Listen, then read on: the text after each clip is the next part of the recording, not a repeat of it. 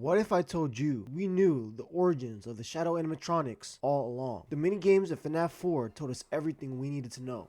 What's happening, y'all? This is Spunk from the Abyss, and in today's video we're going to be covering the shadow animatronics. Before we get into it, please make sure to like and subscribe because I'm a new upcoming channel and I would really appreciate the support, and I would really love to keep doing this for you guys. Now, if you guys haven't already noticed, I added my character Spunk right here, character Spunk. I just added this for fun. I thought maybe you guys would like it. Maybe you guys won't.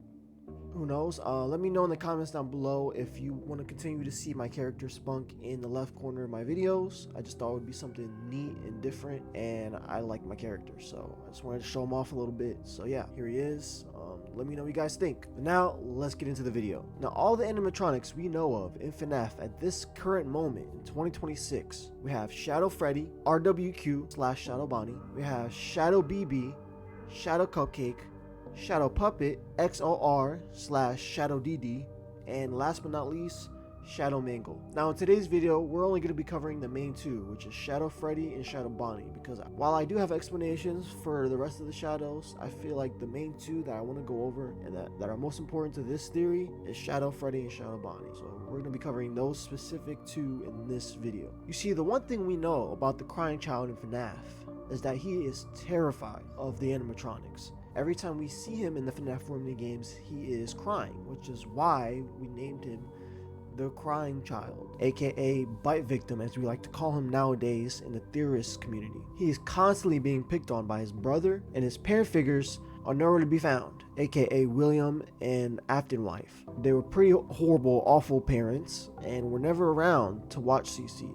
So instead, William Afton, as well as another spirit, which I will go over in the next video, talk to the Crying Child through the Fredbear puppet. Instead of actually watching the Crying Child in person, William does this instead because he has better things to do. All of this pranking and being terrified of the animatronics throughout his childhood created agony after the bite of 83. You know, the famous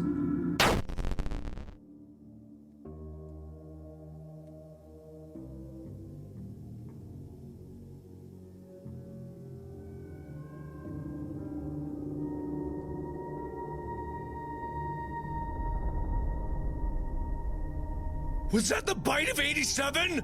when Crying Child gets his frontal lobe chomped by Fredbear. I think this created the agony/remnant that spawned the shadow beings we know and love, aka Shadow Freddy and Shadow Bonnie. In today's theory, we're going to go over why I think the Crying Child, who saw the shadows of Fredbear, Spring Bonnie on stage during a minigame of FNAF 4, he saw the shadows of them just a couple days before he got chomped. And I think this is a big reason why the shadow creatures take the form of Shadow Freddy and Shadow Bonnie specifically. In the minigames of FNAF 2, 3, and 4, we play as Shadow Freddy, RWQ, and we also see the characters Shadow Balloon Boy, Shadow Puppet variant, and Shadow Cupcake. And we play as Shadow Bonnie/RWQ and Shadow Freddy specifically. In FNAF 2, during Follow Me, we see Shadow Freddy leading the animatronics to William to get dismantled. And we also see RWQ assisting with the Happiest Day. And we play as Shadow Bonnie in the 2D style platformers throughout the nights. So we're going to start by explaining how these shadow beings came to be. Now, as I kind of briefly mentioned earlier, I actually think that the Crying Child, after seeing the shadows of Fredbear and Spring Bonnie on stage during FNAF 4 minigames, actually birthed those shadow forms of Shadow Freddy and Shadow Bonnie by means of God Victim. So these are remnant forms of those shadows that the Crying Child saw during the FNAF 4 minigame, and that's why they take the form of specifically Freddy and specifically Bonnie. But I'm also going to explain why they take the specific forms of the Wizards and some of the other animatronics that we see instead of Fredbear and Spring Bonnie, which you saw on the stage. To first give you guys an understanding of these shadow animatronics, I'm going to give you a recap of where these shadow animatronics show up and how they work throughout each game in the FNAF franchise. When we first see Shadow Freddy, he shows up as Withered Freddy in FNAF 2. We later see him in the Follow Me minigame in FNAF 3, where Shadow Freddy is leading each animatronic to the secret room to get dismantled by William Afton, who later goes on to use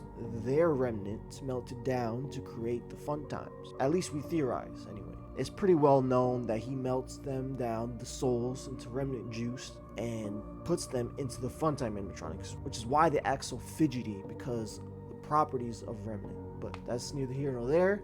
We're going to explain the funtimes in another video. But yeah, we see Shadow Freddy in this minigame working with William to have the animatronics dismantled. However, later on, we don't really see Shadow Freddy ever work for William again, and we can assume that Shadow Freddy is actually neutral and not on either side necessarily. But yeah, we can also see Shadow Freddy in the actual gameplay nights of FNAF 3 in the left corner where the door is.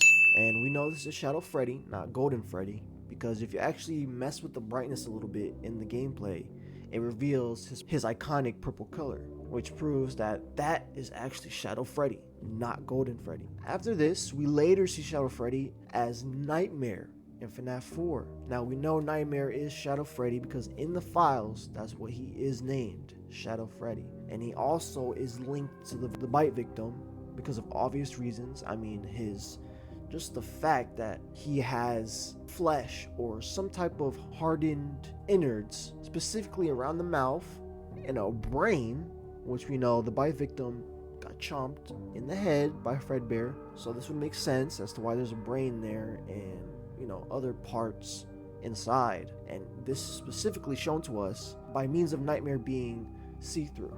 This was clearly shown to us by Scott for obvious reasons. We also see he also has the golden bow tie, the golden top hat. I mean, what more evidence do you need? I mean, this is clearly the bite victim as well, so it's all linked.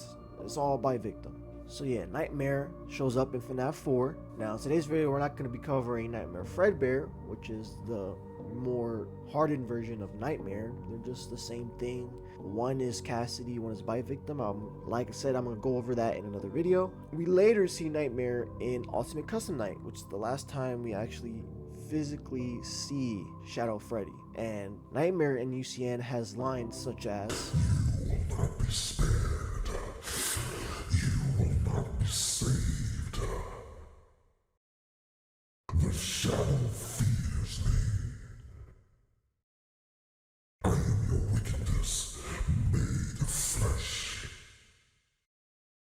I am here to claim what is left of you. I will vomit you back to relieve your horror."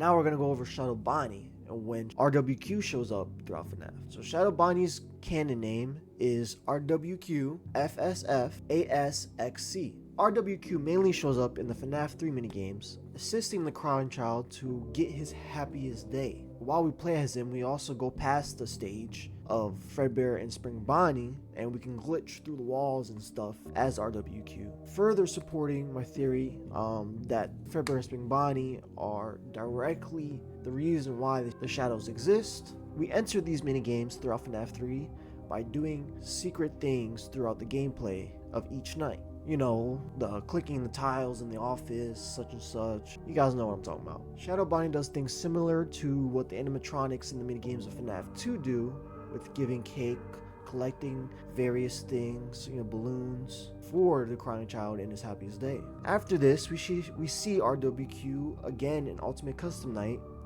It's spawned by XOR, which is Shadow DD. XOR being the name given by Scott during the interview with Dawko, and Shadow DD being the name given by the character Encyclopedia. Shadow Bonnie also appears as the antagonist in Special Delivery, where we have to collect remnant around that seems to be like an energy field around Shadow Bonnie. Like, it powers him and makes him stronger, which is why, you know, again, remnant is what I think makes the Shadow animatronics what they are. It's remnant, and William sees this remnant and sees these creatures and decides to experiment. He does all of his experiments. Both Shadow Bonnie and Shadow Freddy appear in FNAF World as well as characters. Now again, there are other shadow beings in the FNAF universe. The Cupcake, Shadow Puppet, Shadow BB. But in this theory that I'm about to explain, you don't really need the context for all of those. So So yeah, based off this information, we can come to the conclusion that Shadow Freddy in the FNAF 3 minigame Follow Me seems to be working with William. However, we can also just take that minigame, I think we can just take that minigame as Shadow Freddy getting tricked by William to do this for him and lead all the animatronics to him to get dismantled, because we know William studies all these things. He probably knows the property, he probably knows how to somewhat control or possibly, like I said, trick these shadow creatures into helping him. So Shadow Freddy has a more complicated relationship, as we see. It's complicated because I also feel like he's not necessarily on either side. He's just simply a manifestation from the bite victim, from Crying Child. We don't see him work for William again after that point. So I think Shadow Freddy was just being controlled at the time, or tricked by William to lure them for him, because he can't do it himself. Obviously he will get cooked by the animatronics if he did that. So Shadow Bonnie, on the other hand, slash RWQ, is clearly seen to be assisting with the Crying Child and giving him his happiest day. He's doing all these things, collecting various items throughout the minigames to give the Crying Child a good memory, a happiest day. So again, as I recently just mentioned, the Shadow animatronics are made up of a massive amount of Remnant. Now, I say it's more likely Remnant than Agni. Remnant is more shown in the games, not really named. There's only one time a Remnant has been named, actually. Agni is more so a thing from the books, but we know it's probably also a thing in the games as well. But I think the Shadow animatronics are definitely a massive amount of Remnant, and I personally feel like Shadow Freddy and Shadow Bonnie came to be due to the tragic incident in '83 after the bite victim got chomped. I also suspect that after this incident, William notices what happens, sees these creatures, and starts experimenting, like I said, experimenting fear and causing more remnants to spawn.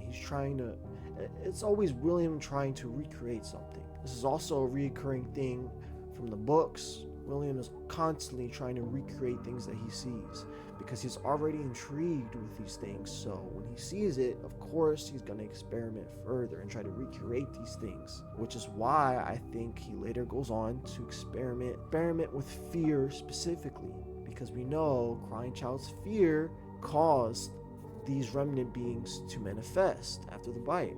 This is why I think directly after, around the time that Charlotte dies in the puppet, William's already experimenting with kids, and he's using the fun times to capture kids for him, to get victims to experiment with via FNAF 4 rooms, etc. Possibly the daytime minigames as well. This is also why I think William's able to trick the shadows into working for him, because he's experimenting with all these things and is able to use this information to lure the animatronics to him via Shadow Freddy. One question remains though: why is then Shadow Bonnie shown to be working on the good side and assisting with Crying Child receiving his happiest day, while Shadow Freddy is still mutual in all fairness? I think the reason why Shadow Bonnie slash RWQ specifically helps the Crying Child is because Bonnie was one of his friends as a kid before he got chomped by Fredbear. Let me explain a little bit. You see, if we're going off the theory of God victim and apply this to what we know about the Shadow animatronic and the logic of the Shadow animatronics, you can come to a shocking conclusion. Both Shadow Freddy and Shadow Bonnie take the forms as the Wizards and the toys during the gameplay of FNAF 2. The restaurant of FNAF 2 is theorized by many to be the same land that occupied Fredbear's Family Diner back when that was open, before it closed after the bite of '83. This is also part of Fazburger theory, which keeps being brung up after Secret of the Mimic, pretty likely in my opinion. Where am I going with this, you ask? I think after the Crying Child's head got chomped, he let loose so much agony after this incident that he later influenced not only the events of the MCI and the way that we see the animatronics going forward in the timeline. In what form do we see Shadow Bonnie in during FNAF 2? Toy Bonnie. And I say Toy Bonnie because his appearance definitely resembles that of Toy Bonnie, like clearly. I mean, the ears, the shape, I mean, you can see it. You can see it. And when else do we see a version of Bonnie that is a toy prior to the gameplay of FNAF 2? Yeah, that's right. Underneath Toy Girl, during the daytime minigames, Toy Girl has the toy animatronics underneath her and shows them to the crying child. And we see that Chica has a beak that is removed on the grass underneath her. A toy Chica without her beak, which is again why Scott called this out during MatPat's live stream, because God victim. And because of Crying Child seeing Toy Bonnie on the grass underneath Toy Girl, he influences the appearance of the shadows, and that's why we see the shadows appear as the animatronic forms that they do by the security guard, aka Mike. Susie, most likely being the Toy Girl in my opinion, was a friend of Crying Child as well when he was little, and is also a victim of the MCI. I think it's all connected. Crying Child influences their appearance, and they show up as whatever animatronic is near the player at the time. And that's why we see Shadow Bonnie appear as Toy Bonnie in FNAF 2 and is helping the Crying Child, because these are part of the Crying Child's good memories. And if we're using God Victim, it makes sense why everything's getting influenced by the Crying Child from what he saw the week before he died. Again, God Victim is the theory that the Crying Child affects future events based off what he sees during his last week. I think personally that Michael is going through these specific events throughout FNAF because of the Crying Child and what the Crying Child is now doing to Michael. He's taking over his visions. He's putting things into Michael's head like we see in the movies. Michael's having the same dream over and over again of his last memory of seeing his brother. And now I know that's not Michael Afton, I know it's Mike Schmidt, but still it's showing that a version of Mike and his younger brother is affecting his dreams after he gets taken and is killed by William in Nebraska. So I think the Crying Child is affecting what Michael sees throughout the gameplay of FNAF 2. We can understand why the shadow beings show up as who they do, Toy Bonnie and Withered Freddy in FNAF 2. And we also see at the same time real Golden Freddy show up as his withered version as well, because Crying Child is now possessing the grounds of FNAF 2 location, because it was previously Fredbear's Family Diner where he died, and he's affecting and he's actively causing these events to happen. The body of 87 is linked clearly to the body of 83, and the person that gets bitten during the body of 87 specifically gets bit around his frontal lobe. Same thing with the Crying Child. So we see things are repeating itself in different ways after the body victim dies. This would explain why Shadow Bonnie is assisting with the happiest day and giving Crying Child his happiest day, because this is part of his good memories. He sees Toy Bonnie on the grass before he gets chomped that later in that week. So now, as Remnant form, Shadow Bonnie is assisting, fixing the Crying Child's memory and giving him the happiest day. This is putting the Crying Child back together. Everything the Crying Child saw the week before he dies is specifically influencing the appearance of these shadow forms later on. This is the friend circle of the Crying Child and everything associated with them influencing later events. So to conclude this theory, who are the Shadow Animatronics and what are their purpose? The Shadow Animatronics are manifestations of the Crying Child's agony / remnant after the body of 83, and later appears to whoever sees them as their respective animatronics that surround the area, now given purpose by means of God Victim, carry out and help with plans by the puppet, and are attracted to Remnant naturally because they are Remnant themselves, and it inspires William to start experimenting in the first place. So there you have it, guys. That is the Shadow Animatronics solved, and that's what I think is the true purpose of the Shadow Animatronics and why they show up as the versions that they show up as in the gameplay of FNAF throughout the series. Thank you guys so much for watching this video. If you like the video, please give it a like down there and subscribe while you're down there as well. I would really appreciate it. I'm a new creator and I would love to keep doing this for you guys. It's my dream, and I'm working really hard and finding the time to do this because I have a passion for FNAF and I just love talking about it with you guys. So I would really appreciate it if you guys support. Leave a comment down below if you like seeing this little guy right here in my videos as well. If you guys want to see him going forward, I don't mind doing that for you guys. And so yeah, if you guys do like this video, you can also check out my previous videos that I released in the past couple weeks. And yeah, I will see y'all next time in the abyss. Peace out.